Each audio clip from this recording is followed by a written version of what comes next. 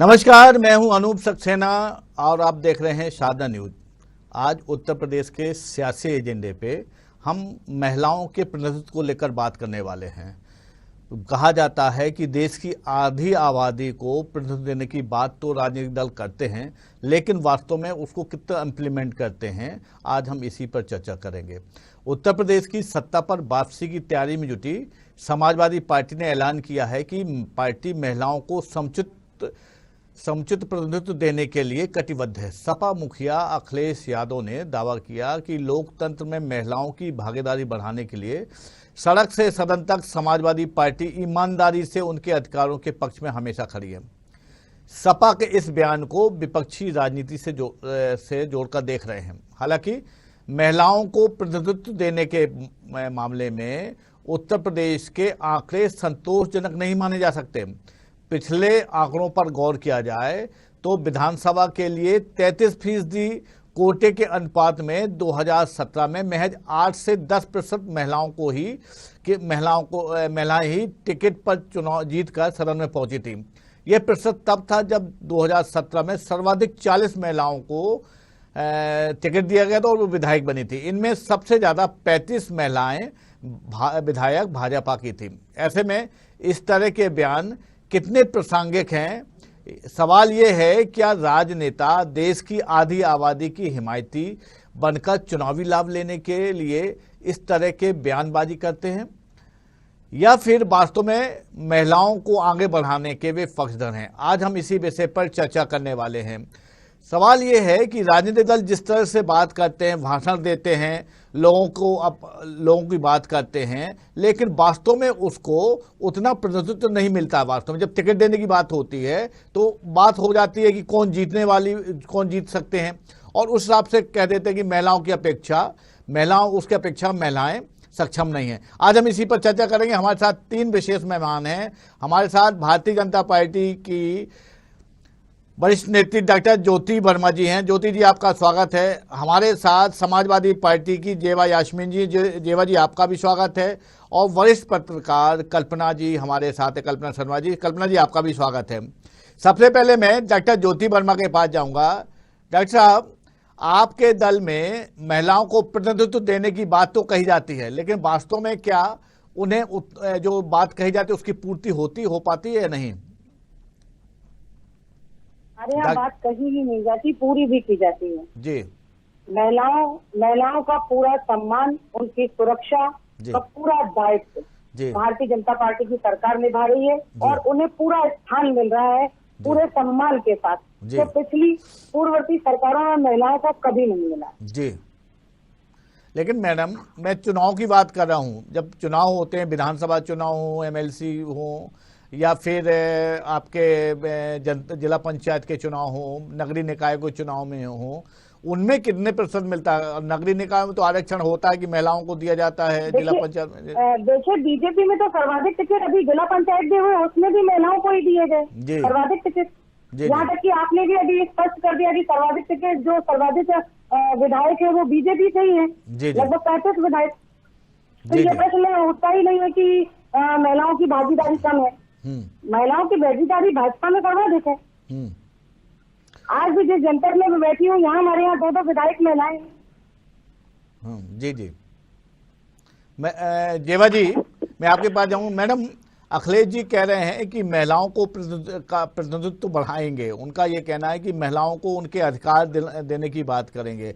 ऐसे में आप क्या मानती हैं कि समाजवादी पार्टी में इतनी महिलाएं हैं, स्त्री सक्षम महिलाएं हैं, जिन्हें टिकट दिया जाए या उनको फ्रंट लाइन पे शामिल किया जाए? देखिए, समाजवादी पार्टी शुरू से ही हमारे पार्टी के संरक्षक माननीय मुलायम सिंह यादव जी ने हमेशा से महिलाओं को आगे किया है और महिला सम्मान की बात करी है। जी। जहाँ तक प्रतिनिधित्व बढ़ाने की बात है, तो प्रतिनिधित्व इससे बढ़ाया जाता है कि औरतें आगे जाएंगी तो औरतों की बात रखेंगी, महिला उद्धार की बात रखेंगी। लेकिन भारतीय जनता पार्टी की अगर हम बात करें, अभी महिला पे जितने मुद्दे आए थे उत्तर प्रदेश से, जितने रेप केसेस, मर्डर महिलाओं के खिलाफ, जैसे हाथरस केस हुआ था, बदायूं केस हुआ था, बाराबंकी से आया था, अभी प्रयागराज में जो शव मिला। आप देखिए, कभी भी भाजपा के जो भी महिला मंत्री हैं उनका कोई भी बयान नहीं आता है। जी जी। महिला आयोग तो लगता ही नहीं है कि उत्तर प्रदेश में जिंदा भी है। जी जी। तो महिलाओं को आगे बढ़ाने की बात तब आती है जब महिलाएं आगे जाके महिलाओं की आवाज बने। जी मैम। और भारतीय जनता पार्टी में महिलाओं को मंत्रिमंडल तो दे दिया गया, लेकिन उनको इतना हक नहीं दिया गया कि वो अपनी बात रखें। समाजवादी पार्टी में असल में अगर महिलाओं को आगे किया जाता है, चाहे मैं भी समाजवादी पार्टी में हूँ, तो मुझे बोलने का पूरा हक है।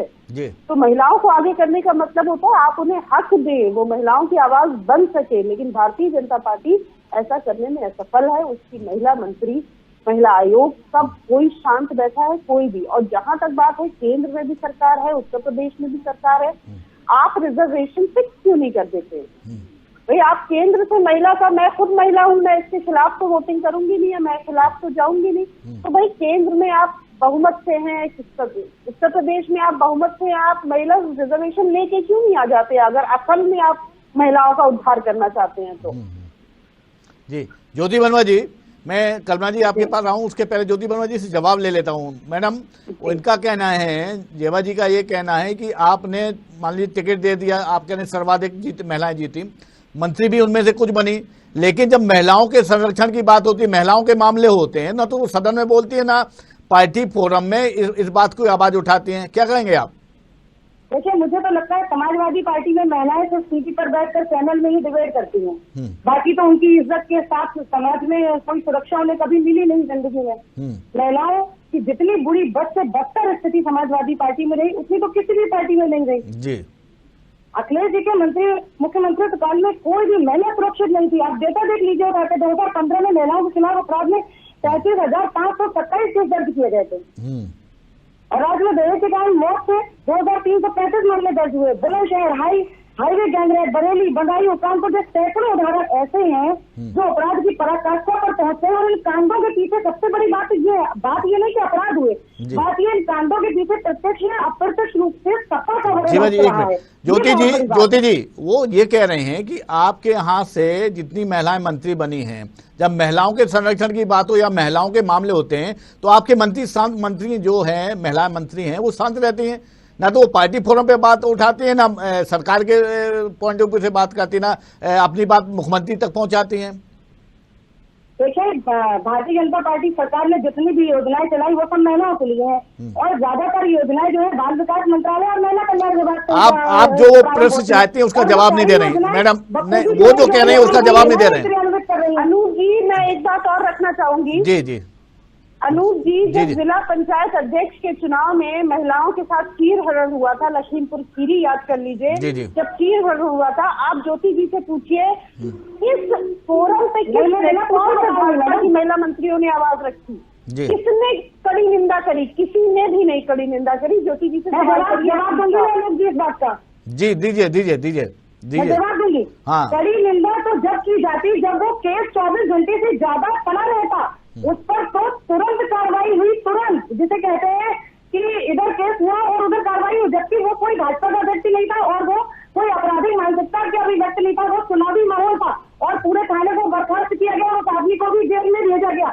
ये अगर 10 दिन मामला चला रहता तो टिप्पणी की बात आती, तो कहने की बात आती। अरे जब पूरे सब पर कार्रवाई हो गई तो फिर आवाज उठाने का तो विषय ही नहीं आया। मैं यहाँ पर बिना पहले ही सारा काम भाजपा सरकार में योगी जी कार्य तुरंत करते हैं, सजा तुरंत मिलती है, मुलजिम कोई भी हो। चलिए कल्पना शर्मा जी, आप उत्तर प्रदेश को बहुत भली बात से परिचित हैं और आप वहां की रिपोर्टिंग भी करती रही हैं। मेरा सवाल ये है कि महिलाओं के जो राजनीति में महिलाएं हैं उनके आधार पर कौन सा दल, भारतीय जनता पार्टी, कांग्रेस, बहुजन समाज पार्टी या समाजवादी पार्टी या अदर्स, कौन सा ऐसा दल है जहां ज्यादा से ज्यादा महिलाओं को प्रतिनिधित्व दिया जाता है? कल्पना शर्मा जी, कल्पना जी, कल्पना जी। चलिए, मैं ज्योति जी आपके पास फिर से आऊंगा, मैं जवाब लूंगा आपकी बात का। आपने जो कहा मैं जेवा जी से पूछ, लेकिन एक सवाल मेरा आपसे है। पिछले चुनाव में आपने 40 महिलाएं जीती, आप टिकट दिया, उनमें से 40 महिलाएं जीती, जो कि 33% का बहुत कम है। यानी कि 33% कोटा होना चाहिए, ऐसा राजनीतिक दल दावा करते हैं कि हम देते हैं, चाहे समाजवादी पार्टी हो या भारतीय जनता पार्टी हो। लेकिन ये जो महिलाएं जो जीती थी उसमें से वो केवल 8 से 10% ये महिलाएं हैं। तो क्या माना जाए कि आपके दल में ऐसी महिलाएं इतनी सशक्त नहीं हैं जिन्हें आपकी पार्टी बोर्ड टिकट देके उनको मैदान पे उतारे वो चुनाव जीत पाए? देखिए, जितनी भागीदारी महिलाओं की है जी, भारतीय जनता पार्टी सरकार में, जितनी भागीदारी महिलाओं की केवल स्वतंत्र रूप से है जी, उस भागीदारी के मुताबिक पार्टी टिकट देती है और कोई भी महिला इससे वंचित नहीं रखी जाती। यदि वो महिला स्वतंत्र रूप से कार्य करना चाहती है और वो आगे चुनाव लड़ना चाहती है तो भारतीय जनता पार्टी का टिकट देती है जी, और आगे विजयी भी होती है वो महिला। भारतीय जनता पार्टी कभी टिकट में भेदभाव नहीं करती कि महिला है तो टिकट नहीं देना। नहीं, सवाल ये है मैडम, सब मैं ज्योति जी, डॉक्टर ज्योति वर्मा जी, सवाल ये है कि आप दल, जो आपके दल हैं वो ये दावा करते हैं कि हम 33% महिलाओं को भागीदारी कर रहे हैं, राजनीति भागीदारी, सामाजिक कार्यों में जो भी प्लेटफॉर्म है उस पर हम कर रहे हैं, भागीदारी दे रहे हैं, लेकिन 8 से 10% ही महिलाएं पहुंच पा रही मैडम। तो अगर पार्टी अगर ईमानदार है और पार्टी टिकट दे रही है तो या तो उतनी सक्षम नहीं है महिलाएं जिनको टिकट दिया जाए, इसलिए नहीं। तो आपके कहने के मुताबिक क्या लगता है कि अगर इधर 10% महिलाएं तो बाकी जगह क्या 40% महिलाएं पहुंच गई हैं? ऐसा तो नहीं है। नहीं, आप स्पष्ट करिए। महिलाओं का इधर ही है। जी जी, चलिए, भारतीय जनता पार्टी नहीं है। अरे मैं पूरी बात कर रहा हूं, मैं केवल आपके दल की बात नहीं कर रहा हूं, सभी दल की बात कर रहा हूं, आप समझ पाए। मैं कल्पना जी आपके पास आऊंगा। कल्पना जी, उत्तर प्रदेश में राजनीतिक माहौल कैसा है जहां ज्यादा से ज्यादा महिलाओं को प्रतिनिधित्व दिया जाए? कल्पना जी। हाँ जी। मेरा सवाल सुना आपने? जी नहीं, अब आपकी आवाज आई है। कल्पना जी, मेरा सवाल ये है कि उत्तर प्रदेश में राजनीतिक दल दावा करते हैं कि हम 33% महिलाओं को, उनको कोटा निर्धारित है, उनको भागीदारी करते हैं राजनीति में, उनको टिकट देते हैं, उनको राजनीतिक पदों पर बैठाते हैं। क्या ऐसा है या ये माना जाए कि वहां पे कई ऐसे जिले हैं, कई ऐसी जगह हैं जहां पर महिलाओं को राजनीति में आगे बढ़कर काम करने का मौका ही नहीं मिल पा रहा है? बिल्कुल, राजनीति में पिछली अगर लोकसभा चुनाव की, विधानसभा चुनाव की बात की जाए तो 400 कुछ महिलाएं ऐसी थी जो योग्यता रखती थी, लेकिन कुल 40 विधायक वहां पे बन पाई थी। तो आप आंकड़ा इसी बात से अनुमानित समझ सकते हैं कि स्थिति कितनी विकट है कि महिलाओं की योग्यता होने के बाद भी उनको आगे नहीं बढ़ाया जाता, जबकि 33% आरक्षण की बात की जाती है। मुझे तो वो आंकड़ा कहीं भी दूर तक नजर नहीं आता, चाहे वो कोई भी पार्टी हो, चाहे बीजेपी, चाहे कांग्रेस की बात कर लीजिए, कोई भी पार्टी को आप ले लीजिए, सपा बसपा, 8% या 4%, 4 या 3% से ऊपर तो आंकड़े ही नहीं उभर के आ पाते कि इतने परसेंट से ज्यादा महिलाओं की भागीदारी राजनीति में नजर आती है। जी मैडम। अनूप जी, तो ऐसी कंडीशन में आप ये तो नहीं कह सकते कि चाहे उत्तर प्रदेश में राजनीति में महिलाएं योग्यता के बाद आगे आ पा रही हैं, हाँ। उनकी कैपेबिलिटी के अनुसार उनका उपयोग नहीं किया जा रहा है राजनीतिक परिदृश्य में, या तो वो किसी राजनीतिक घरानों से हो तो जरूर उनको टिकट जाता है, उनकी योग्यताओं के आधार पर चयन बहुत मुश्किल प्रक्रिया मालूम पड़ती है। जी जी, भारतीय जनता पार्टी में मैडम पिछली बार लगभग 34 महिलाएं जीती, विधायक बनी, उनमें से कुछ मंत्री भी हैं। जेवा यास्मीन जी जो भारतीय जनता समाजवादी पार्टी की प्रवक्ता हैं, उनका ये कहना है कि जब उत्तर प्रदेश में महिलाओं के कोई मामले आते हैं, महिलाओं पर कोई हमला होता है या महिलाओं के साथ अभद्रता होती है, तो जो मंत्री हैं सरकार में वो खुद ही शांत रहती है, कुछ बोलती ही नहीं है महिलाओं के पक्ष में। देखिए, ये तो महिलाओं का दायित्व बनता है कि महिलाओं के पक्ष में वो आवाज उठाए, लेकिन इसमें मैं इनकार नहीं करती। अगर एनसीआरबी का आंकड़े की बात कर ली जाए तो उसके हिसाब से तो देखिए स्थितियों में परिवर्तन अपराधों के मामले में तो हो रहा है, लेकिन महिलाएं खुद बाहर आके महिला अपराधों के होने के बाद भी बाहर नहीं आती, उनकी आवाज नहीं बनती। लेकिन मैडम जो पावर में है, कल्पना जी जो पावर में है और मंत्री हैं, कम से कम वो बात, अपनी बात तो मुख्यमंत्री महोदय से बोल सकते हैं ना, उनको बात पहुंचाना चाहिए, अधीनस्थ अधिकारियों को ये सामने आना चाहिए। उससे क्या है, उससे अगर ऐसा हो सकता है मैडम तो महिलाएं आगे आएंगी, महिलाओं को उत्साह बढ़ेगा, महिलाओं को लगेगा कोई ना कोई हमारी आवाज तो है सरकार में। लेकिन भारतीय जनता पार्टी हो या समाजवादी पार्टी हो, जब भी सरकार में नहीं है, महिलाएं बन तो जाती मंत्री, पहुंच तो जाती विधायक, लेकिन ना तो वो जब सरकार के खिलाफ कोई मामला होता तो चुप्पी साध लेती हैं। बिल्कुल बिल्कुल सहमत हूँ इस बात से, क्योंकि महिलाओं की आवाज को दबाया जाता है। महिलाएं अपनी बात जो प्लेटफॉर्म है वहाँ पे नहीं पहुँचा पाती, जिसकी वजह से महिलाएं कहीं ना कहीं अपनी अधिकारों से वंचित हो जाती हैं। ना वो शिक्षा की बात कर ली जाए, चाहे वो महिलाएं जो वहाँ उस लेवल पे विधायक या मंत्री बनकर जाती हैं, वो भी अपने क्षेत्र की महिलाओं को की आवाज को नहीं उठाना चाहती। राजनीतिक दबाव इतना ज्यादा हावी हो जाता है उन पर कि वो चाहते हुए भी, चाहे वो जानती हो उस पीड़ित महिला से मिली हो, क्योंकि लेकिन पार्टी गाइडलाइन के अकॉर्डिंग उनको बयानबाजी देनी पड़ती है। उसके चलते भी बहुत सारे ऐसे अपराध हैं जिनकी वजह से महिलाओं को न्याय नहीं मिल पाता। चलिए ठीक है जेवा जी, आपके दल में महिलाओं को आगे बढ़ाने के लिए संगठन स्तर पर क्या कदम उठाए जा रहे हैं? देखिए, समाजवादी पार्टी ने अभी अपनी नई कार्यकारिणी घोषित की है, जिसमें प्रदेश में माननीय लीलावती कुशवाहा जी जो एमएलसी हैं और प्रदेश अध्यक्ष बनाई गई है, और माननीय जूही सिंह जी जो राष्ट्रीय बनाई गई है, राष्ट्रीय अध्यक्ष। काफी टाइम से हमारा ये कार्यकारिणी जो थी पेंडिंग थी, और उसको बनाया गया है तो इसलिए कि महिलाओं को जोड़े हम। दूसरी चीज, हमारे यहाँ महिलाओं की आवाज को दबाया नहीं जाता, क्योंकि मैं खुद अपने पार्टी के लिए काम कर रही हूँ। हमें किसी भी प्लेटफॉर्म पे अपने बात रखने का पूरा हक है। जैसा कि सरकार में भी था, महिला आयोग हमारा जिंदा था, काम करता था, कई क्षेत्रों में काम करता था, और हर शहर जाके कैंप लगा के महिलाओं की समस्या सुनता था। लेकिन अगर आप भारतीय जनता पार्टी की बात करिए, 2017 के बाद से आप बताइए महिला आयोग ने किस डिस्ट्रिक्ट में जाके कैंप लगाया, आप एक बार इनकी प्रवक्ता से पूछ लीजिएगा। और समाजवादी पार्टी के टाइम पर महिला आयोग सिर्फ इसलिए वो द्वार द्वार जाके महिलाओं की परेशानियां सुनती थी, क्योंकि महिलाओं को आने में दिक्कत होती थी, वो हर डिस्ट्रिक्ट में जाके अपना कैंप लगा के जन सुनवाई करती थी। लेकिन इस कार्यकाल में ऐसा कुछ नहीं हो रहा है। दूसरी चीज, मैं एक चीज और बता दूं, महिलाओं का भागीदारी इतनी कम क्यों है? देखिए, राजनीति में अगर आप डेटाबेस देखोगे तो मेल्स से कंपैरेटिवली फीमेल्स का आंकड़ा काफी कम था।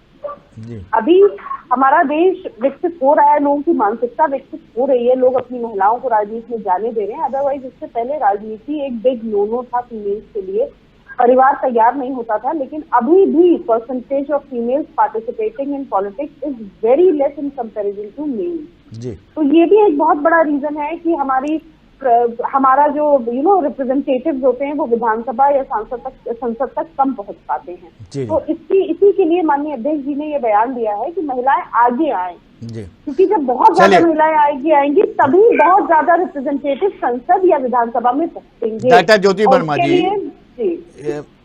वर्मा जी, जेवा जी ने पहले भी सवाल उठाया था कि जो आपका महिला आयोग है बिल्कुल शांत है। जब इनकी सरकार थी तो इनका कहना है कि महिला आयोग घर घर जाकर महिलाओं से पूछते थे कि भाई आपकी समस्या क्या, उसका निराकरण करने की बात करते थे। लेकिन जब से आपकी सरकार बनी, आपके सरकार ने जो आयोग गठन किया, तब से शांत बैठा है आयोग। क्या कहेंगे आप? अरे बिल्कुल सही कह रही हैं जेवा जी कि हमारी सरकार में आयोग शांत बैठा है। भाई हमें तो समझ नहीं आ रहा है कि ये क्या कह रही हैं और कहाँ से कह रही हैं। इन्हें तो ये कहना ही नहीं चाहिए, एक महिला होकर इन्हें ये नहीं कहना चाहिए। पार्टी भले इनकी समाजवादी है, लेकिन महिला होने के नाते इन्हें एक पल के लिए भूल जाना चाहिए। अरे इनके मुख्यमंत्री की इतनी हैसियत है कि बुलंदशहर में एक बलात्कार होता है, उसके बाद एक महिला पत्रकार से पूछते हैं कि तुम क्यों घबरा रही हो, तुम्हारे साथ तो नहीं हुआ। ये समाजवादी पार्टी है। अब इस समाजवादी पार्टी को याद आई है कि आधी आबादी महिलाएं हैं वोट बैंक के लिए। अभी आधी आबादी का इनको ख्याल नहीं था। जब इतने समय झारखंड में रहे तब इनको आधी आबादी का ध्यान नहीं आया। जब इनके बड़े मंत्री गायत्री प्रजापति खुलेआम बलात्कार करते फिर रहे थे और उनको बचाने के लिए उनके ऊपर केस तक दर्ज नहीं होते थे, तब ये आधी आबादी कहाँ गई थी? तब महिलाओं की बोलने की आजादी कहाँ गई थी? तब तो महिलाओं को कोई आजादी नहीं थी। अब ये महिलाओं की आजादी की बात कर रहे हैं। अरे इनके यहाँ तो महिलाओं को बचाने वालों को मृत्यु दंड दिया जाता है। गेस्ट हाउस कांड भूल गए क्या आप? या ये बहन जी भूल गई है जो ये बता रही है इस बात को? चलिए जेवा जी जवाब दीजिए। ठीक है ज्योति जी, भाजपा के विधायक थे हमारे यहाँ। चलिए ज्योति जवाब ले लेते हैं जी। जहाँ तक गायत्री प्रजापति की बात कर रहे हैं, केस अभी भी चल रहा है और पार्टी ने कभी भी किसी आरोपी का समर्थन नहीं किया। किसी प्लेटफॉर्म पे किया हो तो आप बताइए। अगर वो आरोपी घोषित होते हैं तो उनको वही सजा मिलनी चाहिए जो एक आम आदमी को मिलती है। कभी भी समाजवादी पार्टी ने किसी आरोपी का समर्थन नहीं किया। भारतीय जनता पार्टी को भूलना नहीं चाहिए कि सिंगर का आरोप घोषित होने के बाद भी इन्होंने तिरंगा यात्रा निकाली और बहुत दिनों बाद उन्हें पार्टी से निष्कासित किया था। इस कंफ्यूजन में थी भारतीय जनता पार्टी, क्यों इतना टाइम लगा सिंगर को बाहर। आज भी आप देखिए किस तरीके से इनके पार्टी में कितने लोग हैं जिन पे क्रिमिनल केसेस चल रहे हैं। मैक्सिमम अगर आप देखेंगे तो भारतीय जनता पार्टी में मैक्सिमम विधायक ऐसे हैं जिन पे बहुत ही संगीन धाराएं हैं। तो ये तो महिला सुरक्षा की बात बिल्कुल ना करें, क्योंकि चिन्मयानंद आप देखिए उन पे केस चल रहा था, आखिर इतने सालों बाद उस महिला का बयान कैसे बदला, ये अनूप जी आप भी समझ सकते हैं, किसी दबाव में बदला। तो भारतीय जनता पार्टी हमेशा बलात्कारियों का सपोर्ट करती है और ये सब जनता देख रही है। चिन्मयानंद जी का वो लड़की का बयान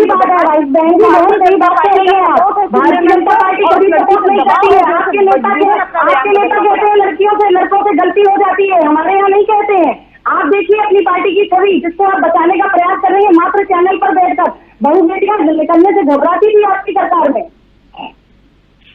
जी बोलिए बोलिए जेवा जी बोलिए।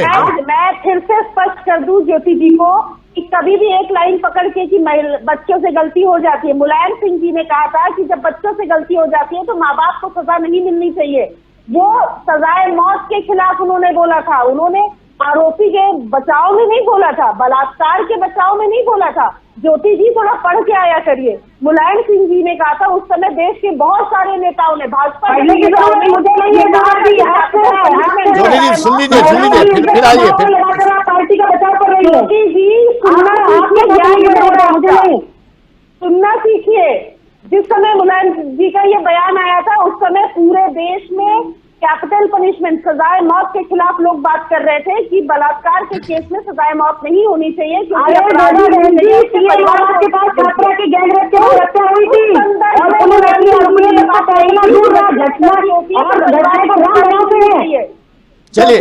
चलिए मैं सवाल कर लेता हूँ, मैं ज्योति जी सवाल कर लेता हूँ। ज्योति जी अंतिम सवाल आपसे मैं कर रहा हूँ, इस चुनाव में आप क्या उम्मीद, जो 2022 में चुनाव होने वाले हैं, क्या उम्मीद करते हैं, कितनी महिलाओं को टिकट दिया जाएगा? देखिए 2022 के चुनाव में हमारे यहाँ से जितनी भी हमारे यहाँ योग्य महिलाएं हैं और वो महिलाएं राजनीति में रुचि रखती हैं, चुनाव लड़ने में रुचि रखती हैं, उन सभी को वरीयता दी जाएगी और उन्हें टिकट भी दिया जाएगा। जी चलिए जेवा जी कुछ कहेंगे आप भी बता दीजिए कि आपकी पार्टी कितनी महिलाओं को टिकट देने वाली है इस इलेक्शन में? देखिए मैंने आपसे जैसा कहा कि जितनी परसेंटेज ऑफ फीमेल्स हैं उनको पूरा बढ़ावा मिलेगा पार्टी में। दूसरी चीज, जब बात टिकट की आती है अनूप जी, तो एक ग्राउंड सर्वे भी होता है और हर पार्टी कराती है। समाजवादी पार्टी भी अपना ग्राउंड सर्वे करा रही है। जिस तरीके का फीडबैक आएगा हमारी पूरी कोशिश रहेगी कि ज्यादा से ज्यादा योग्य महिलाओं को हम लोग टिकट दें। अच्छा, क्या ग्रामीण क्षेत्रों में भी सर्वे करा रहे हैं? ग्रामीण क्षेत्र में जो महिलाएं रहती हैं उनको भी प्राथमिकता मिलेगी मैडम क्या? बिल्कुल बिल्कुल। देखिए पूरी 403 विधानसभाओं पे सर्वे चल रहा है, जहां से भी पॉजिटिव जिस भी कैंडिडेट का रिपोर्ट आएगा उसको टिकट दिया जाएगा, चाहे वो मेल हो फीमेल। और जहां तक बात फीमेल की है, हमारी पूरी कोशिश रहेगी कि मैक्सिमम से मैक्सिमम फीमेल रिप्रेजेंटेटिव विधानसभा जाए। चलिए कल्पना जी, अंतिम सवाल आपसे कर रहा हूँ। मैडम, उत्तर प्रदेश में महिलाओं को राजनीतिक दलों द्वारा महिलाओं को ज्यादा से ज्यादा प्रतिनिधित्व मिले, ऐसा क्या कदम उठाना चाहिए, चाहे वो भारतीय जनता पार्टी हो, कांग्रेस हो, बहुजन समाज पार्टी हो, समाजवादी पार्टी हो? क्या करना चाहिए जिससे महिलाओं को आगे बढ़े और महिलाएं कम से कम इस लायक हो को चुनाव लड़ें, जीतें और हाउस में पहुंचे? देखिए इस बार का जो ग्राम पंचायत के जो चुनाव हुए थे उससे कहीं ना कहीं तैयारी कर ली गई है। आप देखिए इस बार मेरे ख्याल से 53% से ज्यादा महिलाएं उम्मीदवार उतरी थी और उनकी संख्या हर बार के अकॉर्डिंग इस बार ज्यादा रही। तो मेरे हिसाब से बेस जो है, बेस बनना शुरू हो गया है। देखिए वक्त लगता है किसी भी चीज को होने में, चाहे वो इसमें बीजेपी की महिलाएं नहीं है, इसमें सभी पार्टियों ने अपने क्षेत्र की महिलाओं को टिकट दिया था और रेस्पॉन्स बहुत पॉजिटिव रहा। तो कहीं ना कहीं राजनीतिक पार्टियां भी ये समझने लगी हैं कि महिलाओं को ग्राम पंचायत लेवल पर पहले आगे लाया जाएगा, तब उनकी जो राजनीतिक दायित्व है वो उनका निर्वहन किस तरह से होता है, तो उनको फिर बूथ लेवल से आगे बढ़ा के फिर उनको जिले और बाकी सब लेवल पे लेके आने की जो एक तैयारियां सभी पार्टियां कर रही हैं, मेरे हिसाब से बहुत उचित एक उसका परिणाम आने वाले समय में आएगा। और सभी पार्टियां इस बार देखते हैं कि क्या, क्योंकि देखिए अभी तो सर्वे चल ही रहा है, उसके बाद ही डिसाइड होएगा कि कौन कौन पार्टियां क्या इस बार महिलाओं के लिए कोई देखिए निश्चित तौर पे कल्पना जी जो आप बात कर रहे हैं वो राजनीतिक दल समझ रहे हैं और उन्होंने प्रयास किया। अच्छा है कि प्रयास हो रहे हैं और महिलाओं को प्रतिनिधित्व मिले।